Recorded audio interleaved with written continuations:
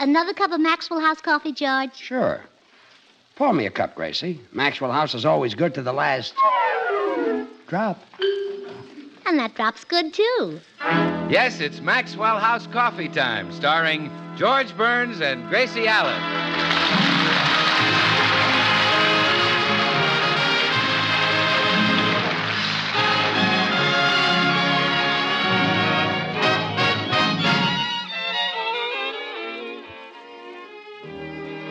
With yours truly, Bill Goodwin, that tough man of the screen, Dewey Robinson, and the music of Meredith Wilson and his orchestra. For your Thursday night comedy enjoyment, it's George and Gracie. And for your everyday coffee-drinking enjoyment, it's Maxwell House.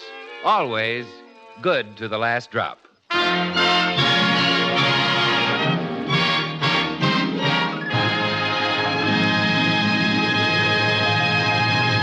It's morning in the Burns home, and as George comes down to breakfast, he is greeted by a very excited Gracie. Oh, George, did you hear the news? Hurry and get packed. We're leaving for Paris.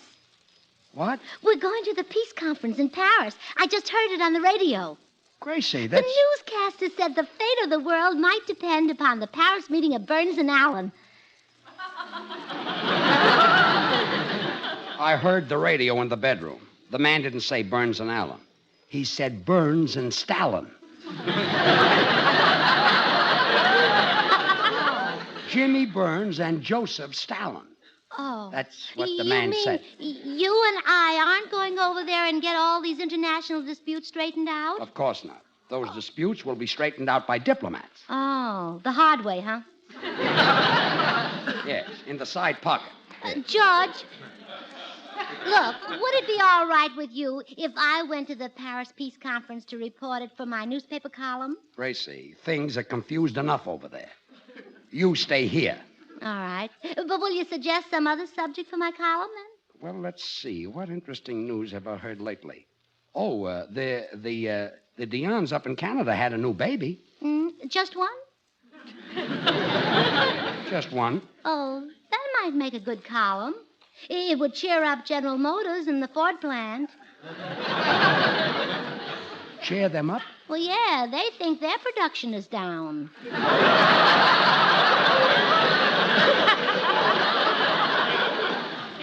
I'd forget that item. Let's look through the newspaper. Oh, don't bother, dear. I'll just do a simple column explaining atomic energy or something.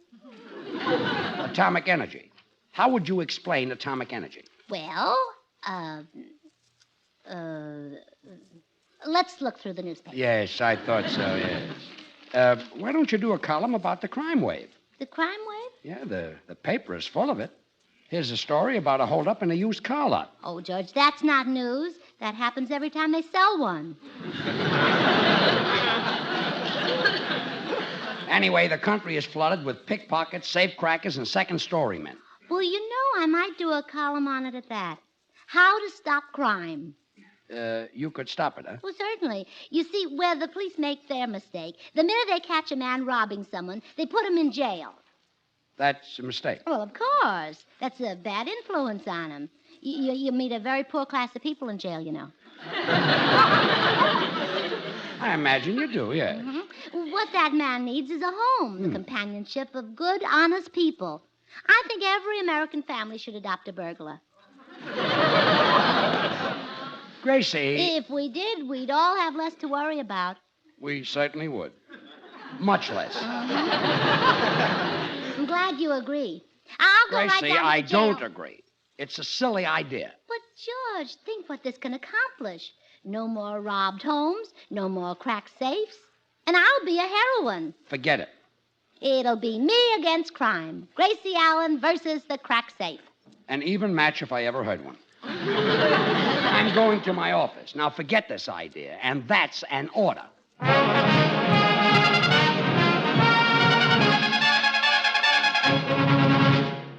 Poor Gracie. Poor, helpless little member of the weaker sex. She's smack up against that inexorable law that has stood since the beginning of time. Man is the master and woman must obey. And Gracie's man has issued an order. So she can only do what women have done for thousands of years, pay absolutely no attention to him.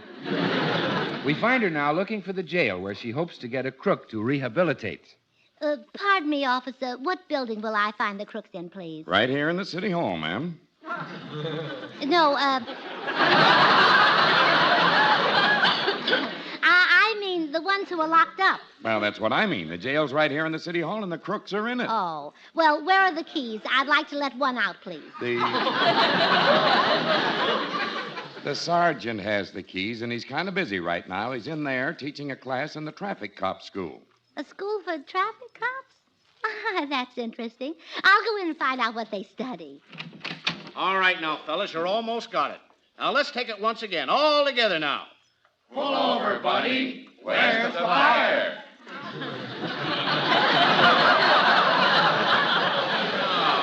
That's not nasty enough. Try to remember you're talking to a taxpayer. Now, once again now, and put some feeling into it. Pull over, buddy. Where's the fire? That's more like it. Now, the driver will probably say, what's the matter, officer? What did I do? Then what do you say? Oh, the wise guy, That's very good. Class dismissed. Now, get out and get busy, and the last one to make a pinch is an old maid. Well, that was very interesting, Sergeant. Huh? Oh, excuse me, lady. I didn't see you. What can I do for you? Well, I'd like to rehabilitate one of your burglars, please. Come again. Well, thanks. I will if this one works out all right. What did you say you'd do to the burglar? Rehabilitate him, reform him. Take him out of this awful jail and give him a good home. Oh, I see. You want to post bond for one of these mugs. Do what? Put up the money for his release. Oh, I didn't know they cost money. Well, if they do, they do. Have you got something in a nice burglar around $4.98? Are you kidding? I'll go to $5.95 if he's really in good condition. Now, look, lady, you can't spring any of these crooks for less than $100. Well, that's outrageous. The OPA will hear of this. Lady. I've got a good notion to take my business to some other jail. Lady, the court sets the amount of the bond. Now, these... Hey, wait a minute. There is one you can have for free. Big Louie. Why can I have him for free? We've got nothing on him. Well, I'm not taking him home in that condition.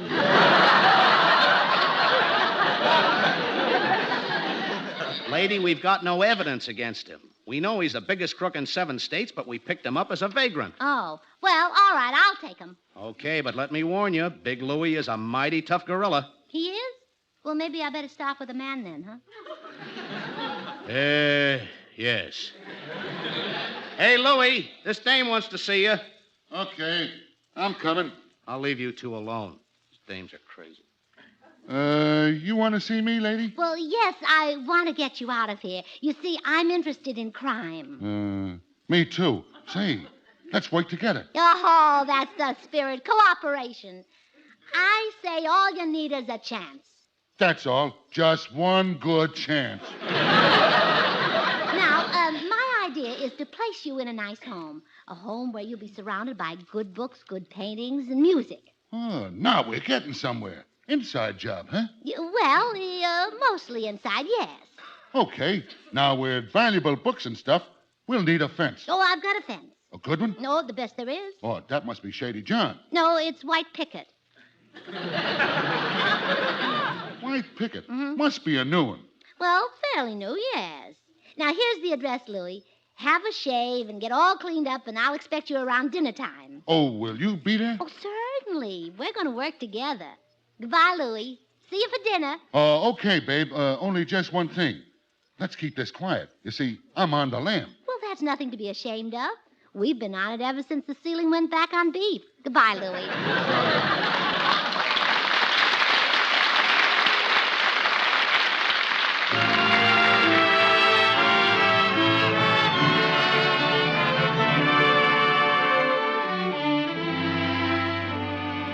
Shine on Harvest Moon.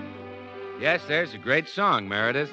One that's lasted down the years. And mighty timely for tonight, Bill. What with all the good news coming in on this year's harvest, the biggest in history. Oh? Timely, too, is Thomas Hart Benton's great painting of the western wheatlands in our newest Maxwell House coffee ad. Just turn to page 53 in this week's Saturday Evening Post. I already have, Meredith. Threshing Wheat, the painting's called. And when you see the golden wheatlands rippling in the breeze, bursting with the bounty of a whole summer's growing, well, it's easy to understand why those fertile, friendly fields are such a vital part of the American scene. And you know, in its own way, Maxwell House coffee is a very real part of the American scene, too. For just as coffee is this nation's favorite drink, so Maxwell House is America's favorite coffee, bought and enjoyed by more people than any other brand. Around the country, it's Maxwell House wherever you go. It's flavor, of course, that explains this nationwide preference. The rich, full-bodied Maxwell House flavor that results from the masterful blending of these choice Latin American coffees. Manizales for mellowness.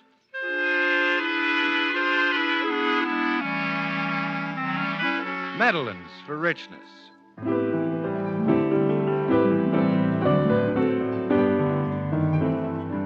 Other fine coffees for vigor.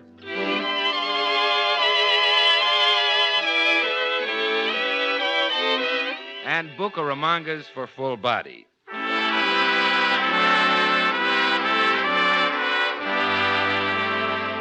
The sum of which is great coffee at its flavor peak.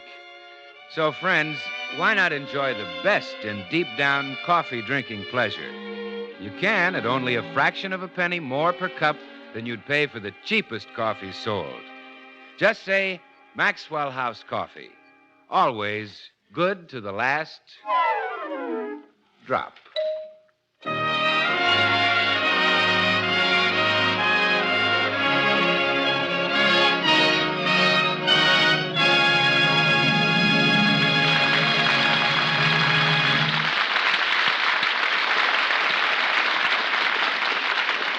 Oh, Meredith, I'm so glad you dropped in. I'm in desperate need of advice. Always glad to be of help, Gracie. What is the nature of your problem? Well, you see, I went down to the city hall this afternoon and picked out a man to come and live here. His name is Big Louie. Gee, Willikers, do you think you like him better than Short George? Oh, Meredith, you don't understand. I'm not going to marry Big Louie. I'm going to reform him. He's a burglar. Oh, I have a brand new theory that will absolutely eliminate crime. bully for you, Gracie. I'm convinced that if we can eliminate crime, we'll have far fewer criminals. My thought exactly. But George is too old-fashioned to accept my new theory. A stick in the mud, huh? Oh, yes. He's distrustful of all modern things, even his electric razor. He doesn't think he can shave with it? No, he doesn't think I can peel potatoes with it. Every new progressive thing I try to do, he blocks it. Now he's blocking my theory to eliminate crime. How so? Oh, he has a silly prejudice against keeping a burglar in the house. See, no vision. And vision is very important. You're right, Gracie. If it hadn't been for the vision of that great inventor, Fulton, we'd have had no steamboat. For sure. And if it hadn't been for the vision of that great architect Jackson, we'd have had no stone walls.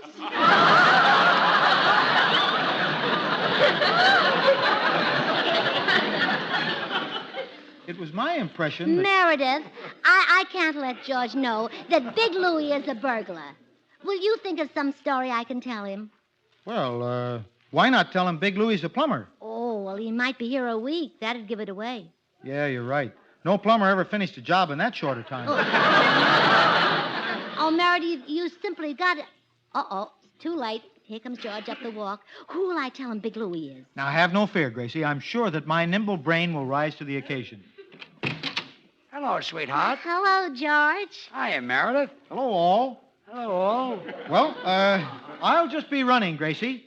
It was mighty nice of you to say that my new singer could come and stay at your house for a few days. New singer? With your orchestra, Meredith? Yes, George. Chap named Large Lewis.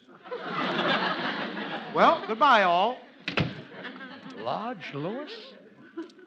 Gee, Gracie, why should Meredith hire a new singer when I'm on the program? I'm surprised. Well, it caught me flat-footed, too. Do you suppose it's because because he doesn't like my voice? Oh, no, George. It couldn't be that.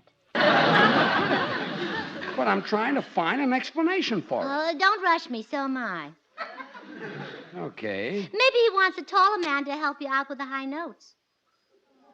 How do you like that explanation? It's ridiculous. Oh, you see, that's what happens when I'm in a hurry. Gracie. Oh, wait, here's another one. Maybe he wants him to stay here so he can pick up a few pointers from the greatest vocal talent of all time, you. How does that sound? Pretty good. I knew I'd get it. Meredith realizes how truly great you are. Well, ain't misbehaving all by myself. Ain't misbehaving, honey. I'm happy. Why, Known to compared talk to other to. singers, dear. Known to talk to. Known to talk. Darling, you're like a beautiful full-blown rose in a garden of ordinary flowers. They have some fragrance, but you outsmell them all.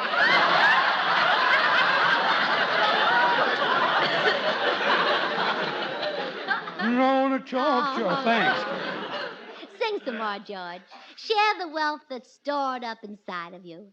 Oh, Gracie. Oh, please, George. Open the slot machine of your mouth. And pay me off with a jackpot of melody. Okay. Ain't misbehaving, honey, all by myself. Oh, you top sugar throat. Oh, am I? Yes. I guess Meredith knew what he was doing. After all, I have sung all over the country in vaudeville. Uh-huh. Oh, that's the phone in the den. I'll get No, it. no, dear. I'll answer it. It may be Big Louie, Large Lewis, the singer. I'll be right back, darling. Well, gee, I'll be glad when the kid gets there. I can teach him a few tricks. From time to time and every time, blessings come from above. There's someone named Wild of his fame. Oh, gee. Down that door buzzer. Cut off my cadenza. Hello. Hello. I'm Big Louie. Oh, Large Lewis. Well, come in. Glad to meet you. Same here. George Burns is my name. You know, you and I are in the same racket. Oh, we are, huh? What towns did you work in, pal? Oh, I've worked in practically all of them. But I suppose Akron, Ohio is where they remember me best. They'd still like to get me back there. That's a coincidence. I'm wanted there, too. Well, another good spot for me was Milwaukee. They held me there for 12 weeks. Yeah? That was a tough break. Oh, I enjoyed it. What's the longest you were ever held in one town? Well, I did 3 years in Atlanta. Hey, you really weren't solid. That solid I don't like to be in. They threw the book at me in Atlanta. Never had that happen. But I stopped a few tomatoes in Kansas City. Still, I can't complain. That's where I got my big break. A big New York booker came to see me, and I murdered him. Knocked off a bookie, huh? I really killed him. Gee, imagine a little guy like you killing people. I don't get it. Well, I'll show you how I did it. From time to time and every clime, blessings come from above. Now I get it. Huh? That technique would kill anybody. Thanks. Do you work solo, or are you teamed up with somebody? Solo? I teamed up with a guy once, but he turned out to be a squealer. Yeah, I hate those tenors, too. You sing baritone, don't you? Who's talking about singing? We are. Aren't you a singer? No, I'm a burglar. Your wife came to the jail and sprung me this afternoon. So that's it. Gracie, come in here. Yes, dear. Did you? Oh. I want to talk to you, Gracie. But she just left to visit some friends in Ireland. Come back here. So you went ahead with your crazy crime idea anyhow? Well, yes, dear. He's an awfully nice burglar, and I'm sure we can help him. Help him, phooey. I'll bounce him out of here on his ear. You're gonna do what? I'm going to help you. That's more like it.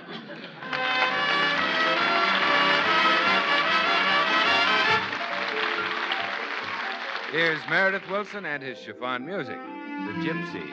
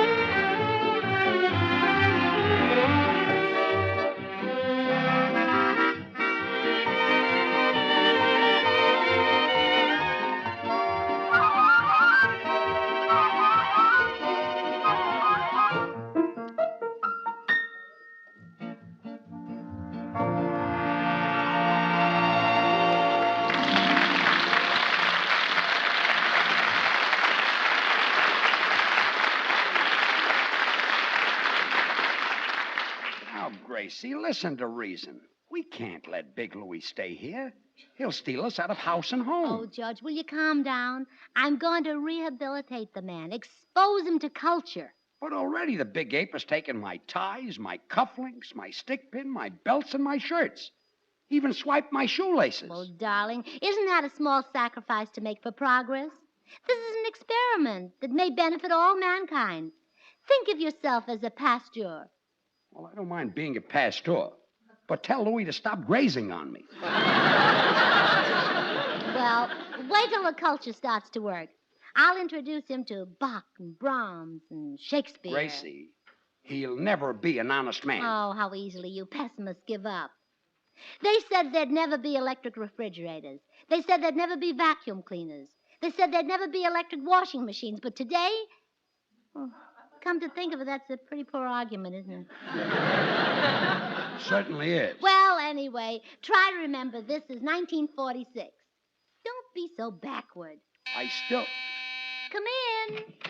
Hi, Burnses. What goes on? Oh, we're having a little argument, Bill. How come? Oh, George is still living in the 1890s. Well, you can't blame him, Gracie. Those were the best years of his life.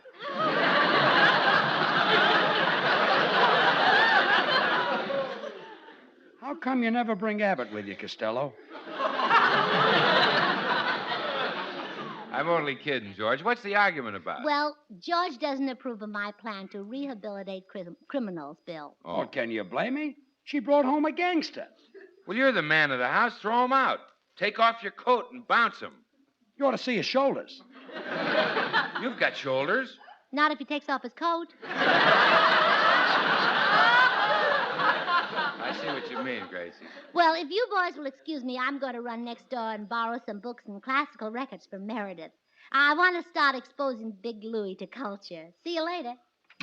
Listen, what are you afraid of, George? Why don't you throw Louie out? Because he'd make two of me. Well, gee, we wouldn't want that to happen. One's enough. You're a big help, comedian. I'll help you, George. Do you want to get rid of the guy? Do you think you could? Do I think I could? Listen, you're talking to Powerhouse Goodwin. Well, step right in here, Bill. I'll tell him a thing or two. Hey, you. Yeah? What do you want? I just want to tell you that Maxwell House is the very best in coffee drinking pleasure. Yet it costs but a fraction of a penny more per cup than the cheapest coffee sold. That's a value too good to miss. Bill, I thought you were going to tell him a thing or two. Well, that's one thing. This makes two. You get the best when you get Maxwell House. In fact, the flavor of Maxwell House is so wonderful that it's bought and enjoyed by more people than any other brand at any price. Bill, you said you were Powerhouse Goodwin. How come you changed to Maxwell House Goodwin? I have yet to receive a paycheck from Powerhouse. Oh. Yes, Sam. So remember, Louie, with all its extra flavor, Maxwell House costs but a fraction of a penny more per cup than the cheapest coffee sold. So insist on Maxwell House, the coffee that's always good to the last drop. You know what I think, Dimples? What? I think you're scared of me. Wait a minute. Scared of you? Listen, I could lick you with one hand tied behind me. Yeah? I could tear you limb from limb. Yeah? I could crush you to a pulp, just as I crush an orange with a single squeeze. I'd like to see you do it. Okay, bring me an orange. Oh, this is fine. Well, here I am with the culture. George, would you and Bill leave us alone, please? Come on, Bill. Let's Okay, go. George.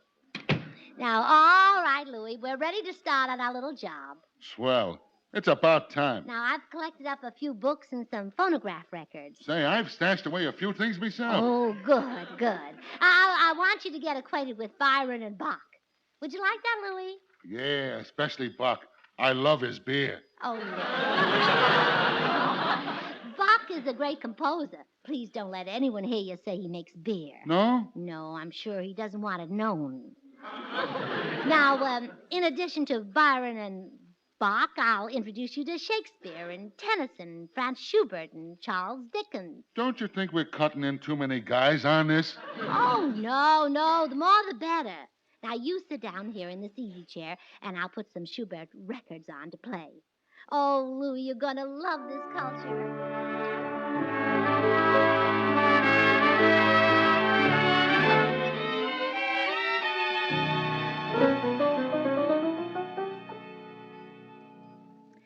Well, George, I did it. Big Louie is now being exposed to culture.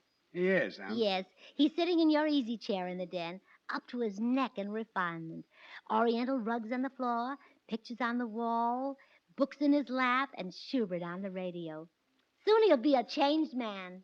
How can you tell if he changes? Well, I took care of that. I left a dime lying on the table beside him. And if he doesn't take that dime, it means that he is reformed. I'll believe it when I see it. All right, we'll see it now. We'll look in the desk. Oh, my goodness. He's gone. And my easy chair is going with him. And the rugs are gone. The books are gone. The pictures are gone. The radio is Oh, George, my theory was right. He's reformed. gone. Reformed? He didn't take the dime. Well, we're set.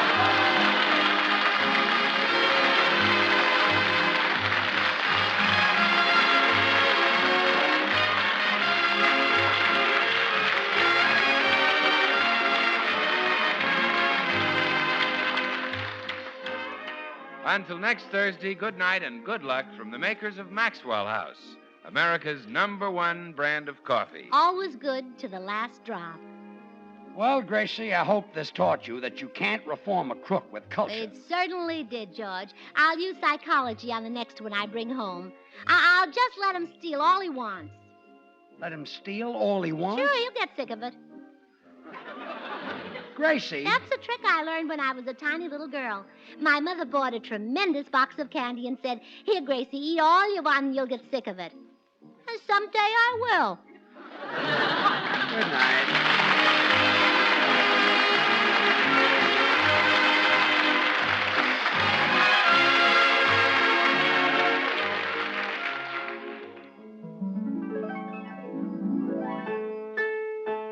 It can't be the same if it ain't got that name.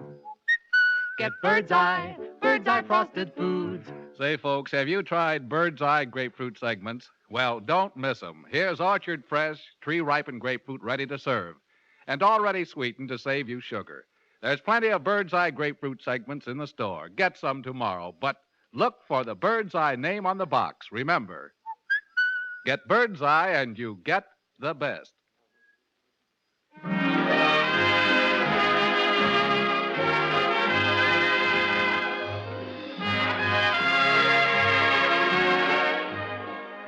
Join us again next week when we'll all be back. George Burns, Gracie Allen, Meredith Wilson and his orchestra, and yours truly, Bill Goodwin. The George Burns and Gracie Allen Show is written by Paul Henning and Keith Fowler. And now, stay tuned in for Noah Webster Says, which follows immediately over most of these stations. Good night.